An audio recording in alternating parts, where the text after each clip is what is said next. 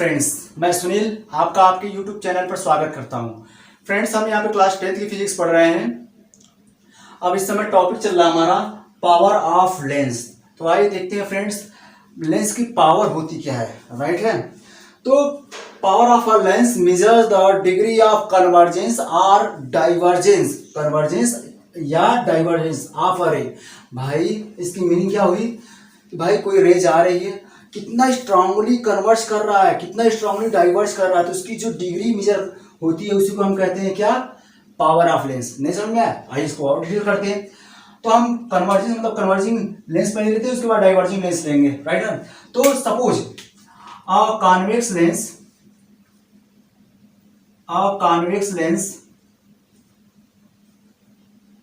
ठीक है ना, कन्वर्ज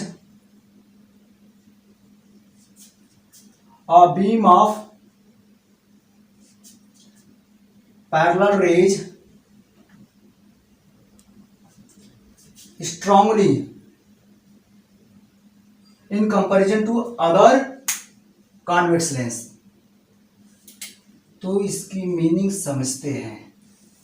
भाई कोई दो लेंस है, सपोज एक ये लेंस है, ये मोटा है लेंस, राइट है, और एक लेंस जो है इसका फोकल लेंस यहाँ पे होगा, सेकेंडरी फोकस इधर होगा।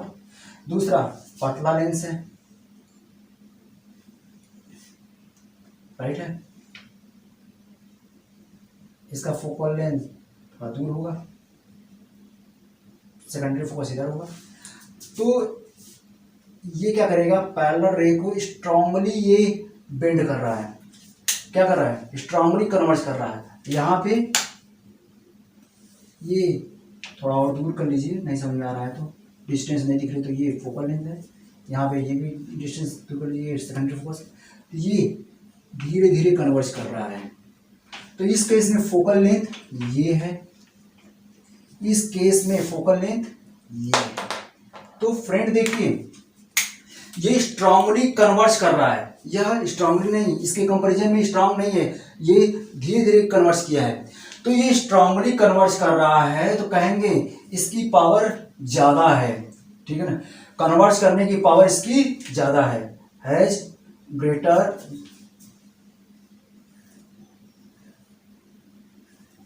ग्रेटर पावर, या स्ट्रॉन्गर पावर को कहें तो और बेटर होगा, स्ट्रॉन्गर पावर, ठीक है ना, इसकी पावर ज्यादा होगी। भाई पावर ज्यादा होगी इसका मतलब क्या होगा, यहां देखिए, इसकी फोकल लेंथ ज्यादा है तो इसकी पावर कम होगी, इसकी पावर फोकल लेंथ कम है तो इसकी पावर ज्यादा होगी। ये कम हुआ तो ये ज्यादा हो रहा है, राइट है, दोनों में कौन सा रिलेशन हो रहा है, यहाँ पे ज्यादा है तो इसकी फोकल, ये पावर क्या होगी, इसकी पावर को पी से डिनोट करते हैं, पावर इसकी कम होगी, पावर को हम किससे डिनोट करते हैं, कैपिटल पी से, तो इसकी पावर ज्यादा होगी, ज्यादा के लिए हमने एरो ऊपर किया है। तो भाई इसकी पावर ज्यादा है तो फोकल लेंथ कम है, दोनों में क्या रिलेशन है, यहाँ पे पावर कम है, फोकल लेंथ ज्यादा है, दोनों में कौन सा रिलेशन है, रेसिप्रोकल का रिलेशन है, ठीक है ना। तो आइए, तो यहां से क्लियर हुआ कि भाई पावर क्या बताता है कि अगर कॉन्वेक्स लेंस है तो अगर कहा जा रहा है किसी लेंस की पावर दूसरे से लेंस के कंपैरिजन में, कॉन्वेक्स लेंस के कंपैरिजन में ज्यादा है, तो इसका मतलब क्या है, वह लेंस स्ट्रांगली कन्वर्ज करेगा, मतलब इसके बीच की डिस्टेंस फोकल लेंथ बहुत कम होगी। आइए, अगर यहीं पे हम कॉनकेव लेंस ले लें, a concave lens diverge a parallel beam strongly, तब हम कहेंगे स्ट्रांग डाइवर्जिंग पावर उसकी है, यहाँ पे स्ट्रांग कन्वर्जिंग पावर, वहां पे कॉनकेव के लेंस के लिए स्ट्रांग डाइवर्जिंग पावर, ठीक है ना, उसकी स्ट्रांग डाइवर्जिंग पावर स्ट्रांग कही जाएगी। सपोज हम दो यहाँ पे लेंस ले रहे हैं, राइट है, एक छोटे लेंस ले रहे हैं, तो यहाँ पे ये फोकल लेंथ ये है ऑप्टिकल सेंटर, और थोड़ा बड़ा ये ले रहे हैं ऑप्टिकल सेंटर। अभी पैरेलल रे को ये डाइवर्स करेंगे तो यहाँ पे फोकल लेंथ ये आएगा, ऑप्टिकल सेंटर, यहाँ पे फोकल लेंथ की डिस्टेंस ये होगी, यहाँ पे फोकल लेंथ की डिस्टेंस ये है। तो भाई ये स्ट्रांगली डाइवर्स किया है या धीरे धीरे डाइवर्स किया है। जब ये स्ट्रांगली डाइवर्स, मैंने यहाँ पे समझाया था भाई पावर क्या है, यह कन्वर्जेंस या डाइवर्जेंस कि डिग्री को मेजर करता है कि कितना ज्यादा डाइवर्स कर रहा है, कितना स्ट्रांगली कन्वर्स कर रहा है। तो यहाँ पे स्ट्रांगली डाइवर्स किया तो इसकी पावर क्या कही जाएगी, इसकी पावर कही जाएगी ग्रेटर है इन कंपेरिजन टू दिस, इसकी पावर से। तो यहाँ से देखें, यहाँ पे पावर कम है, इसके कंपेरिजन फोकल लेंथ यहाँ पे ज्यादा थी, तो फोकल लेंथ ज्यादा है तो पावर कम हुआ, यहाँ पे फोकल लेंथ कम है तो पावर ज्यादा है। दोनों क्या रिलेशन है, रेसिप्रोकल का। तो यहाँ पे समझ में आ गया। तो यहाँ से ये तो केवल आपको समझाने के लिए कहा, डिफिनेशन ये नहीं है। तो यहाँ पे मतलब आपने देखा कि पावर और फोकल लेंथ में कौन सा रिलेशन है, रेसिप्रोकल का। तो power of lens is defined as is equal to reciprocal of focal length. Focal length हमेशा मीटर में मेजर की जाएगी, सेंटीमीटर मिलीमीटर कुछ में भी दिया जाए तो सबसे पहले आपको कुछ में कन्वर्ट करना पड़ेगा उसे, मीटर में, तभी आप पावर निकालेंगे, ठीक है ना। तो यहाँ से पावर का डेफिनेशन क्या निकल रहा है, power of a lens, power of a lens is defined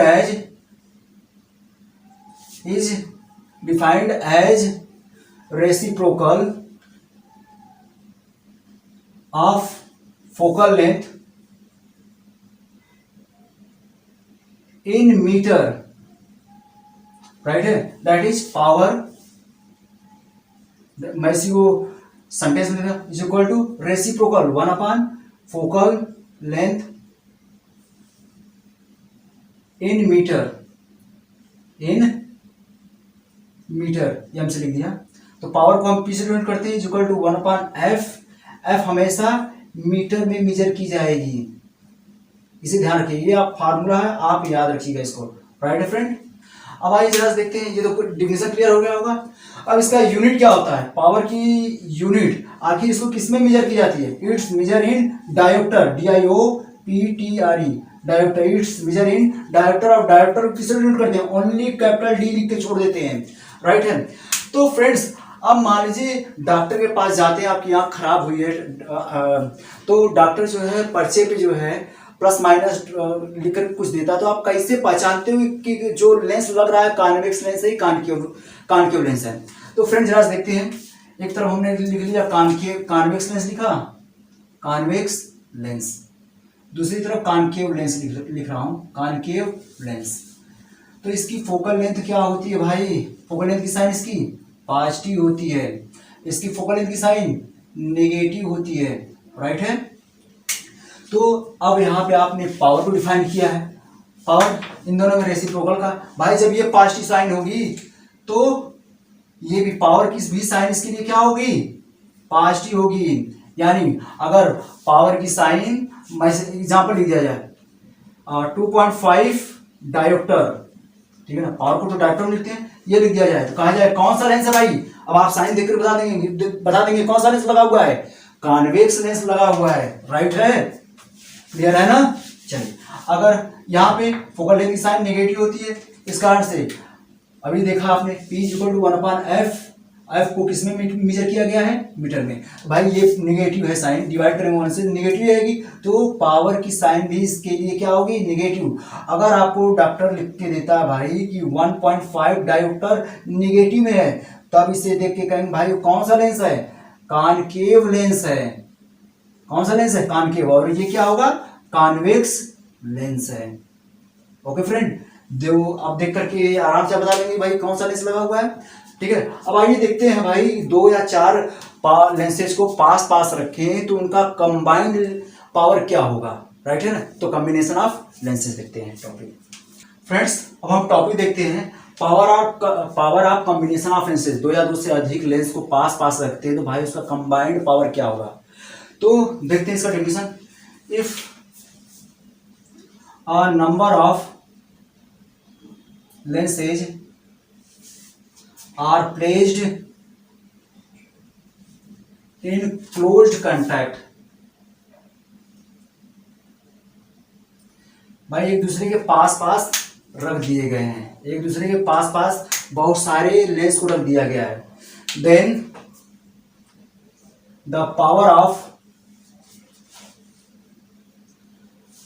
combination of lenses is equal to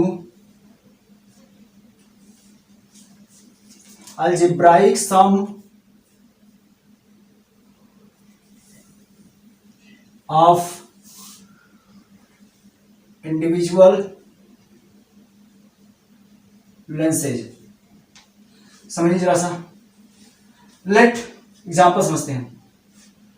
P1 and P2, let two lenses of power P1 and P2 are placed in closed contact। मान लीजिए दो lens है, एक concave lens हो, सबको हटा देता हूँ, कोई भी दो लेंस है, अभी समझाता हूँ। दो लेंस है जिनका पावर P1 P2 है, इन दोनों को पास पास रखा गया है, तो ये लिखा हूँ, if a number of lenses are placed in close contact, पास पास रखेंगे, then the power of combination of lenses क्या होगा, is equal to algebraic sum. यहाँ पे अल्जेब्राइक सम का मतलब प्लस है तो प्लस, माइनस है तो माइनस साइन।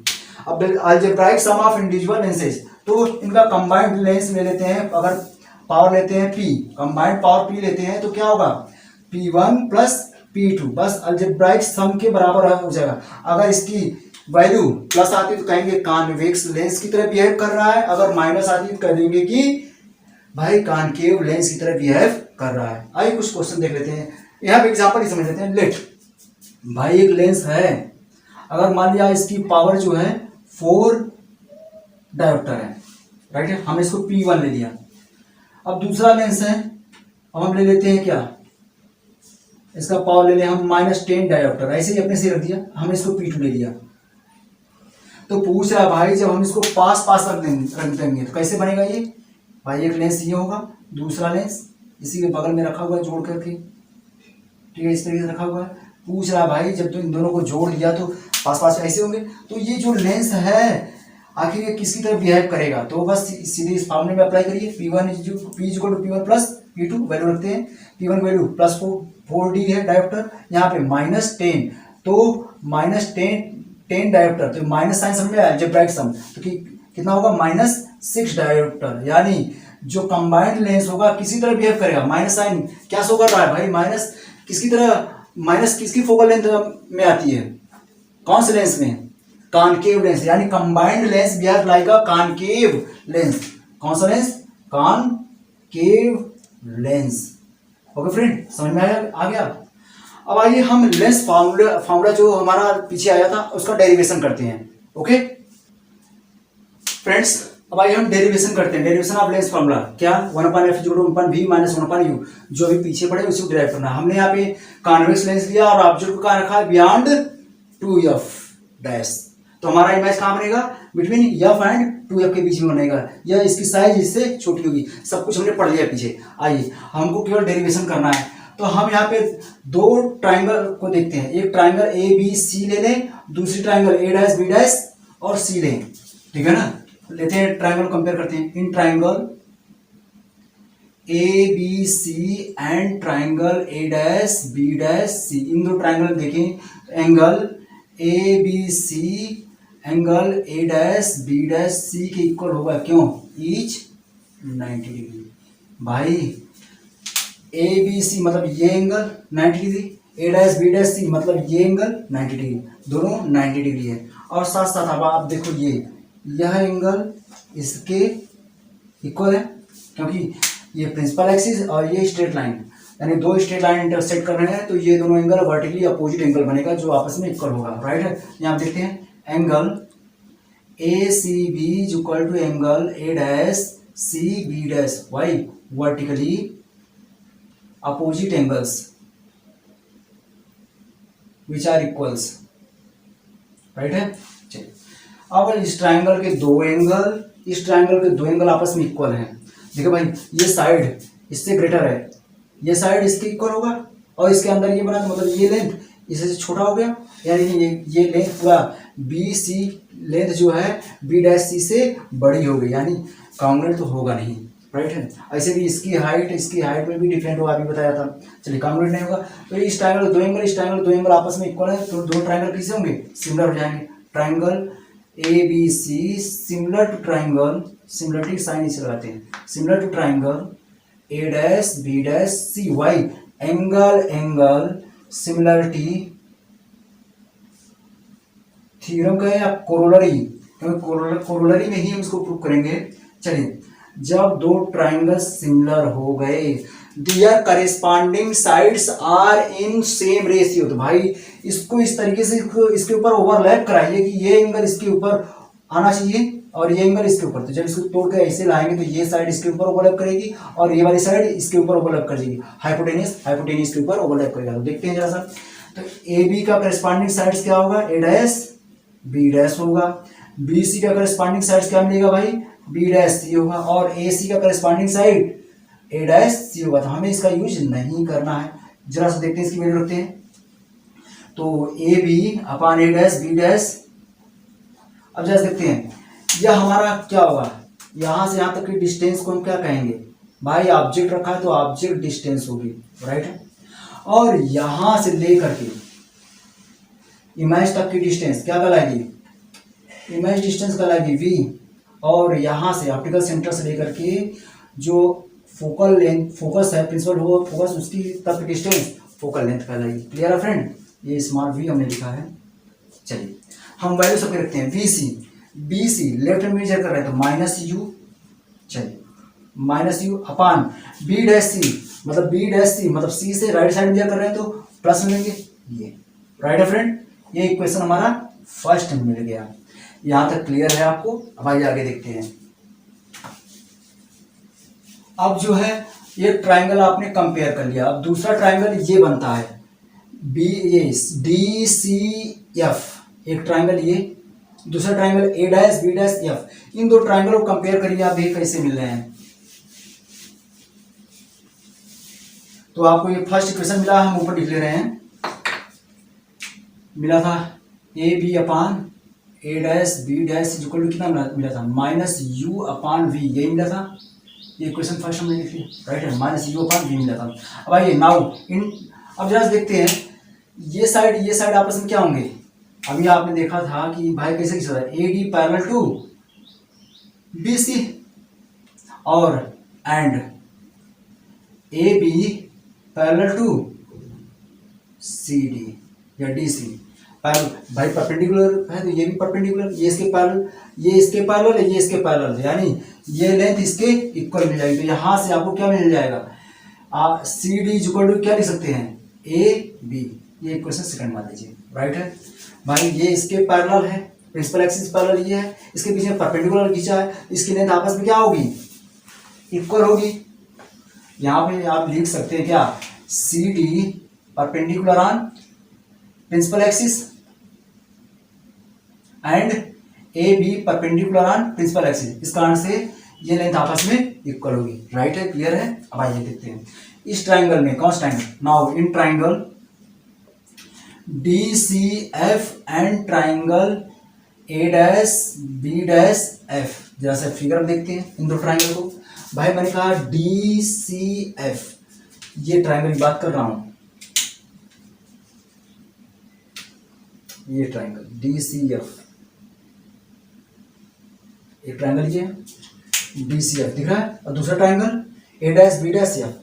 तो देखिए भाई ये 90, ये भी 90, ठीक है ना, ये 90 डिग्री बना रहा है, ये भी 90 डिग्री, और ये एंगल क्या होंगे आपस में, वर्टिकली अपोजिट एंगल। दोनों ट्राइंगल कैसे हो जाएंगे, सिमिलर ट्राइंगल, कंफर्म है। आइए देखते हैं तो कौन कौन सा मिल रहा है इस ट्राइंगल का angle D C F is equal to angle A dash B dash F, व ईच 90 डिग्री, कंफर्म फ्रेंड। आइए angle D F C is equal to angle A dash F B dash, by vertically opposite angles which are equal, right है। इसलिए दोनों triangle कैसे होंगे, triangle D C F similar to triangle A dash B dash F, by angle similarity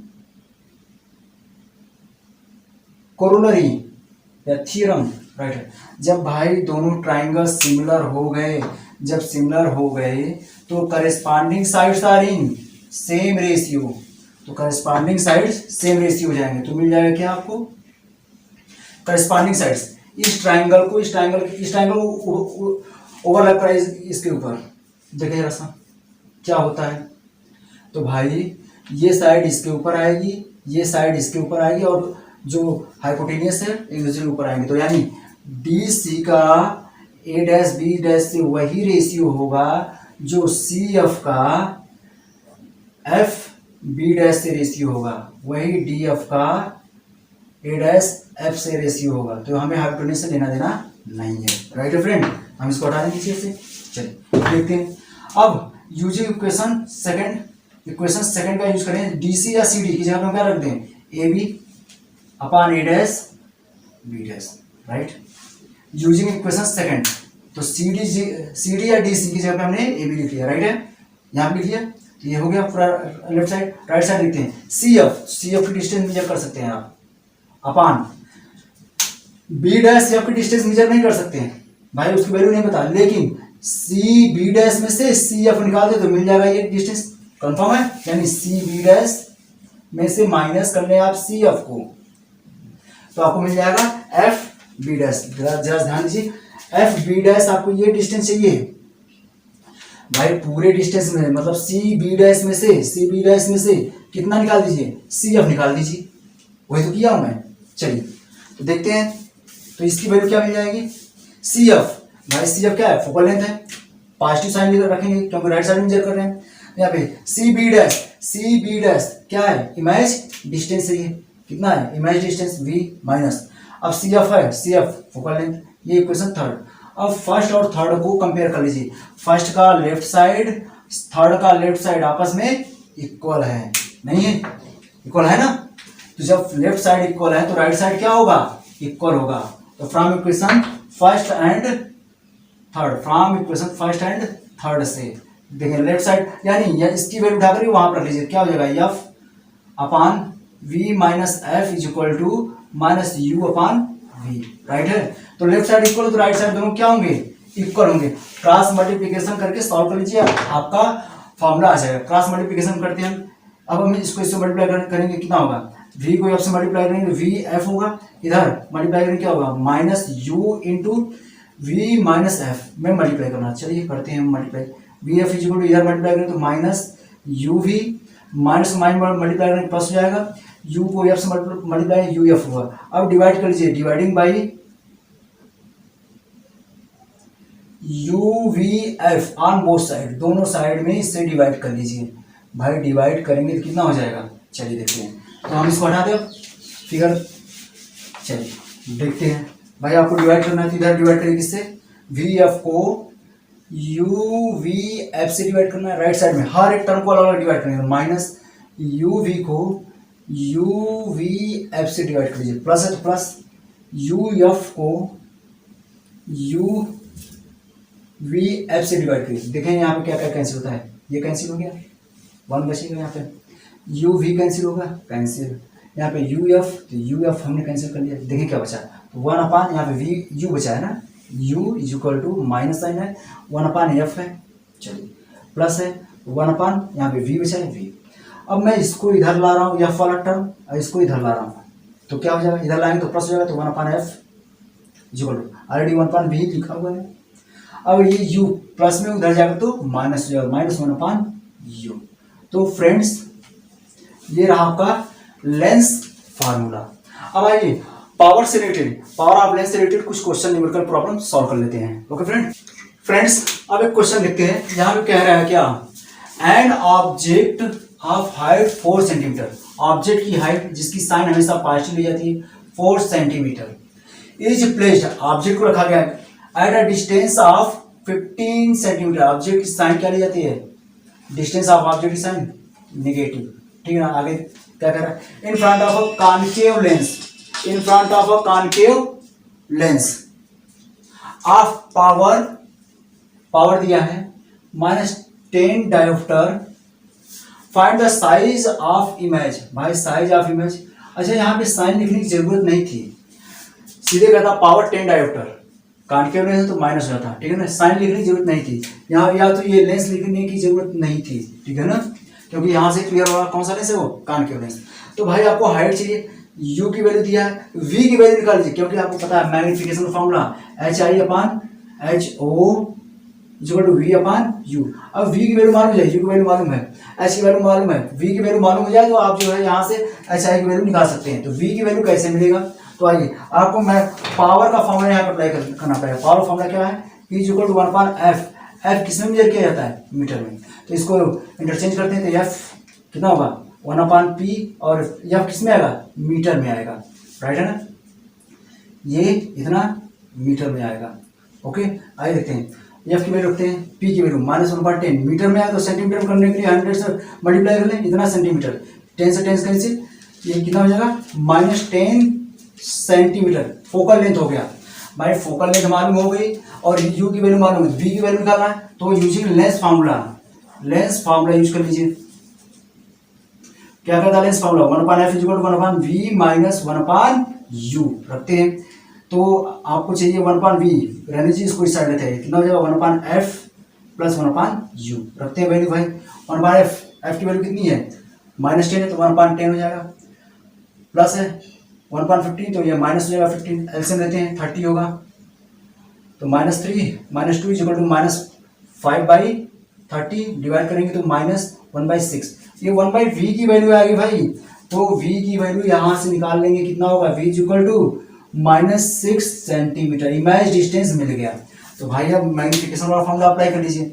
यहाँ मैं कर दे रहा हूँ इसको, मैग्नीफिकेशन वाला फॉर्मूला अप्लाई करेंगे, HI/HO is equal to V/U, ये तो मालूम नहीं है तो यहाँ से HI ही पता करना। HO की वैल्यू दिया कितना? 4 centimetre is equal to V की वैल्यू कितना? -6 सेंटीमीटर है, U की वैल्यू ऑलरेडी आपको दिया -15।